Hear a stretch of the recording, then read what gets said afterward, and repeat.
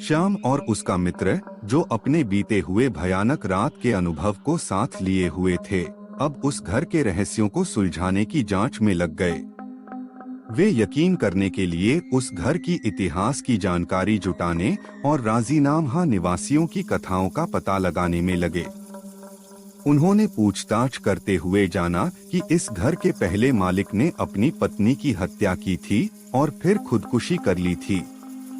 इसके बाद से इस घर में आत्मिक घटनाएं होती रही हैं और लोग इसे भयानक मानते थे। खुद घर के नए मालिक ने इसे खरीदा था, लेकिन जल्द ही उन्हें घर के अद्भुतता और आत्मिक उपस्थिति के बारे में ज्यादा जानकारी मिली। श्याम और उसका मित्र ने उन राजीनामा निवासियों से मिलने का निर्णय लिया जो इस घर में बसे रह रहे थे। वे एक वृद्ध आदमी से मिले जिसने इस घर का अनुभव किया था। उसने कहा कि घर में भूतों की आत्माएं होती हैं और उन्होंने उस रात की घटनाओं को बताया जब वहां रहता था। उसने कहा, भूतों की आत्माओं की प्रेजेंस इस घर में तब अधिक बढ़ जाती है जब बारिश होती है और आकाश में अंधकार छान जाता है। उनकी आत्माओं को शांत करने के लिए एक पूजा का आयोजन किया जाता है जिसमें उन्हें आवाहित किया जाता है, लेकिन इसके लिए एक विशेष तरीका होता है जिसे सिर्फ वही व्यक्ति कर सकता है जिसने इस घर की वास्तविकता और उसके रहस्यों को समझा हो। श्याम और उसका मित्र ने तुरंत तय किया कि वे उस आदमी की मदद से इस घर में आयोजित पूजा का आयोजन करेंगे। वे उसके मार्गदर्शन में रहकर पूजा की तैयारी करने लगे। उन्होंने जान लिया कि पूजा के लिए विशेष सामग्री की आवश्यकता होगी और उन्हें अद्भुत शक्तियों के साथ युक्त स्थान पर पूजा करनी होगी। भयानक रात के अगले दिन श्याम और उसका मित्र पूजा के लिए सभी आवश्यक सामग्री लेकर वह स्थान पहुँचे। वहाँ पर वे उसी घर के गहरे अंदर पहुँचे जहाँ एक पुरानी विशाल गुफा थी। उस गुफा में थिरक रही मोमबत्तियों की रोशनी में वे पूजा की तैयारी करने लगे। वे पूजा स्थल पर विशेष मुद्राओं को रखते हुए मंत्रों की पठन करने लगे और उस अद्भुत शक्ति को आवाहित करने का प्रयास किया। अंधकारी गुफा में अजनबी स्वर गूंज रहा था, जैसे कि घर की रहस्यमय दुनिया से आवाज आ रही हो। पूजा के दौरान वे महाकाली की देवी के अद्भुत रूप का आविर्भाव देखने लगे।